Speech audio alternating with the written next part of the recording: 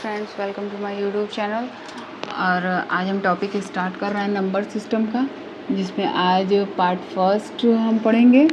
और अभी ये कई पार्ट में जाने वाला है, तो इस वजह से मैंने पार्ट 1 पार्ट 2 ऐसा करके पढ़ाना है आप लोगों को। तो आज हम स्टार्ट कर रहे हैं नंबर सिस्टम को। तो सबसे पहले मैं आपको कॉन्सेप्ट बता दूँ गुणनखंड का, कि 24 एक संख्या मैंने ऐसे ही ले लीजिए, छोटी संख्या से समझ में आएगा। इसके बाद हम बड़ी संख्याओं को सॉल्व करेंगे। तो 24 के कुल गुणनखंडों की संख्या हमें निकालनी है, 24 के सम गुणनखंडों की संख्या निकालनी है, 24 के विषम गुणनखंडों की संख्या निकालनी है। मतलब कि 24 की टोटल फैक्टर्स, 24 के इवन फैक्टर्स, 24 के ऑड फैक्टर्स की संख्या हमें निकालनी है, टोटल नंबर्स निकालने हैं। तो सबसे पहले हम क्या करेंगे, 24 को अभाज्य संख्याओं में तोड़ेंगे। वही तो होता है फैक्टर, जो अभाज्य संख्या है, जो जिसके बाद उन संख्याओं को किसी भी संख्या से विभाजित न किया जा सके, केवल वो अपनी ही संख्या से विभाजित हो या फिर 1 से। तो हम इसको लिख सकते हैं 3 गुणे 8 लिख सकते हैं, 3 8 24।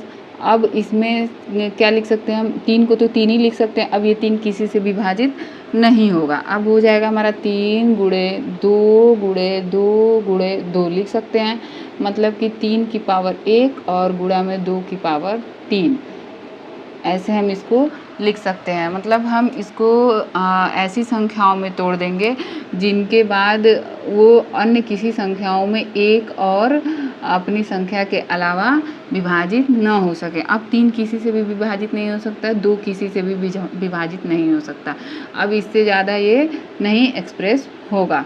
अब हम क्या करेंगे, कुल गुणनखंडों की संख्या हमसे पूछ रहा है। तो कुल गुणनखंडों की संख्या निकालने के लिए जो भी गुणनखंड हमारे पास है, जो भी संख्याएं, उन पे जो भी पावर हैं, उनमें हम एक एक जोड़ के और उनका आपस में गुणा कर देंगे। अभी हमारे पास 2 संख्याएं हैं, दोनों पे पावर एक 3 है और एक 2 है। दोनों पे अलग अलग पावर है, एक पे 1 एक पे 3।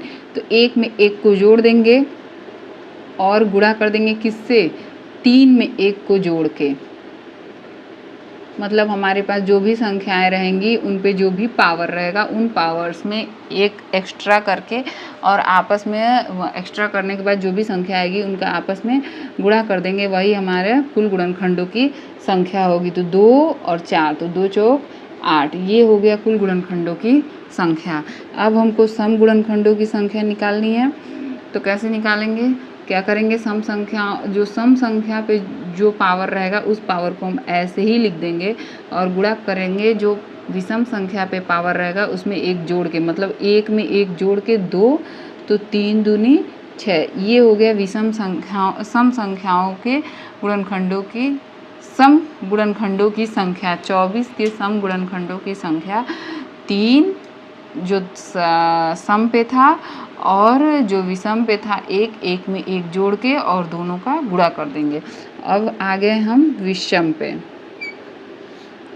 24 के विषम गुणनखंडों की संख्या क्या होगी, 24 के विषम गुणनखंडों की संख्या निकालने के लिए हम क्या करेंगे, सम संख्या को बिल्कुल कांस्टेंट कर देंगे, इसको हम भूल जाएंगे। और जो हमारे पास विषम संख्या रहेगी उसी में 1 जोड़ के गुणा कर देंगे। तो अभी हमारे पास केवल एक ही संख्या है, 3 पर पावर 1 है, 1 में 1 जोड़ देंगे तो हो जाएगा 2। अब हम इसी के कॉन्सेप्ट पे आगे क्वेश्चंस को सॉल्व करेंगे, जो वो क्वेश्चन इम्पॉर्टेंट्स हैं जो एग्ज़ाम्स में पूछे गए हैं। जैसे कि 1470 के कुल गुणनखंडों की संख्या, मतलब कि कुल फैक्टर्स, टोटल फैक्टर्स। 1470 हमारे पास एक संख्या है जिसके कुल गुणनखंडों की संख्या हमको निकालनी है। फिर हम 147 देखेंगे कि ये अभाज्य है या फिर ये टूट सकता है। तो ये टूट सकता है। 3 से अगर हम गुणा करें 49 का, मतलब 3 से अगर इसको हम भाग देते हैं तो 49 बार में ये कट जाएगा। और 10 को हम लिख सकते हैं 2 गुणा में 5। फिर 3 49 को लिख सकते हैं 7 गुणा में 7 गुणे में 2 गुणे में 5। अब हमारे पास 1470 के ऐसी संख्या 1470 को तोड़ने पर ऐसी संख्याएं प्राप्त हो गई हैं जो कि किसी भी संख्या से विभाज्य नहीं है। ये केवल अपनी ही संख्याओं से या फिर एक से विभाज्य हैं। अब हम इसको आगे नहीं ले जा सकते। अब हम इसको ऐसे लिख सकते हैं 2 की पावर 1 गुणा में 3 की पावर 1 गुणा में 5 की पावर 1 गुणा में 7 की पावर 2। अब हम निकालेंगे इसके कुल गुणनखंडों की संख्या। तो कुल गुणनखंडों की संख्या निकालने के लिए पहले ही आपको बताया मैंने, जो भी पावर आएंगे उसमें एक एक जोड़ते जाएंगे और सबका आपस में गुणा कर देंगे। मतलब कि 2 की पावर 1 है तो 2 हो जाएगा, गुणा 3 की पावर 1 है तो 2 हो जाएगा, गुणा 5 की पावर 1 है तो 2 हो जाएगा, गुणा 7 की पावर 2 है तो 3 हो जाएगा। अब सबका आपस में हम गुणा कर देंगे। 2 दूनी 4 दूनी 8 त्रिके 24, ये हो जाएगा कुल गुणनखंडों की संख्या। ऐसे ही आगे हम एक और क्वेश्चन सॉल्व करें। एक और नंबर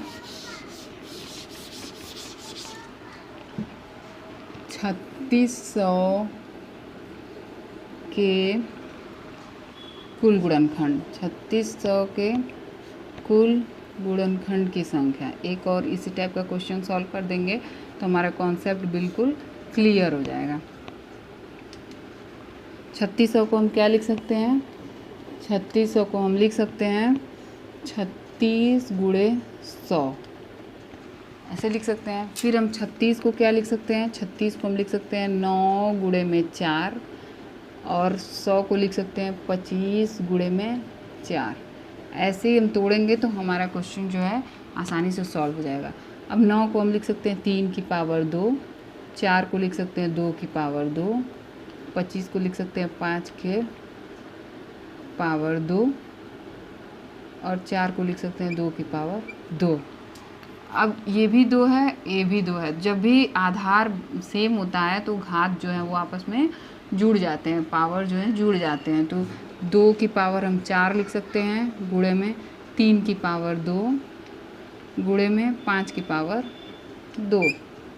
अब कुल गुणनखंडों की संख्या निकालनी है तो सारे पावर्स में एक एक जोड़ के और आपस में गुणा कर देंगे। 4 में 4 हो गया है तो 5 हो जाएगा, गुणे में 2 है तो 3 हो जाएगा, गुणे में 2 है तो 3 हो जाएगा। अब ये हो गया 5 तियाँ 15 तियाँ 45। ये हो गया कुल गुणनखंडों की संख्या, 3600 के कुल गुणनखंडों की संख्या। अब हम सॉल्व करेंगे ऐसी संख्या जिसके सम गुणनखंडों की संख्या। 100 को हम क्या लिख सकते हैं? 105 गुणा में 100 लिख सकते हैं।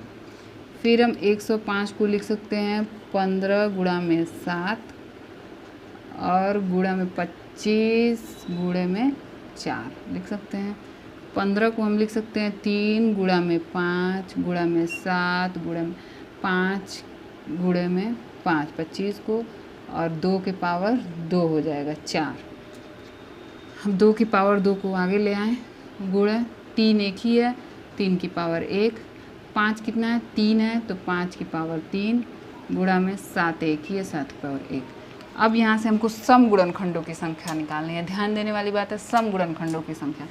तो सम गुणनखंडों की संख्या जब भी निकालते हैं तो क्या करते हैं, वैसे ही पावर जो है जो भी सम की पावर रहेगी वैसे ही लिख देंगे 2 गुणा में, और जो विषम की पावर रहेगी उसमें 1 जोड़ेंगे तो 1 1 2, 5 भी विषम है तो 3 1 4, 7 भी विषम है तो 1 1 2। और ये 2 सम था तो 2 को हम वैसे ही उतार दिए। 2 दूनी 4 चौके 16 दूनी 32। ये आ गई सम गुणनखंडों की संख्या। जब भी सम गुणनखंडों की संख्या निकालनी होती है तो सम जो भी संख्या सम होती है उसका आधार हम वैसे घात वैसे ही लिख देते हैं उसके पावर को, और जो विषम संख्याएं होती हैं उनके घातों में एक एक जोड़ के फिर सबका आपस में हम गुणा कर देते हैं। निकालनी है अगर 2940 के समुचित गुणनखंडों की संख्या हमें निकालनी है तो इसका तरीका ये होता है, पहले तो हम इसको तोड़ेंगे। इसको जब हम तोड़ेंगे तो ये टूटेगा आपका 294 गुणा में 10, ऐसे हम इसको लिख सकते हैं। फिर अगर हम इसको 2 से डिवाइड करते हैं तो ये हमारा डिवाइड हो जाएगा। 2 एकम 2, 2 चौका 8, 214 गुणा में 2 गुणा में 10 टूट गया। अब 147 जो है वो 3 से हो जाएगा, 3 गुणा में 49, और 2 गुणा में 2 गुणा में 5, ये हो गया। अब ये इसको हम 3 गुणा में 7 गुणे 7 को 7 की पावर 2 लिख सकते हैं, 2 गुणे 2 को 2 की पावर 2 लिख सकते हैं, गुणा 5 की पावर 1 हो गया, 3 की पावर 1। अब समुचित गुणनखंडों की संख्या निकालें। तो पहले हम क्या करेंगे, कुल गुणनखंड की संख्या निकालेंगे। कुल गुणनखंडों की संख्या क्या होगी, 1 में 1 जोड़ेंगे तो 2, गुणा में 2 में 1 जोड़ेंगे तो 3, गुणा में 2 में 1 जोड़ेंगे तो 3, गुणा में 1 में 1 जोड़ेंगे तो 2। सबका आपस में गुणा कर देंगे, 2 3 6 3 18 दूने 36। अब हमको चाहिए समुचित गुणनखंड। तो समुचित के लिए हमको क्या करना रहेगा, 36 में से 2 को घटा देंगे तो हमारा आ जाएगा 34। ये हो जाएगा समुचित गुणनखंड। मतलब कि समुचित गुणनखंडों की संख्या जो होती है वो पहली और आखिरी, पहला अंक और आखिरी गुणनखंड जो होता है, गुणनखंड निकालने में जो पहला और आखिरी होता है उसको घटाना होता है।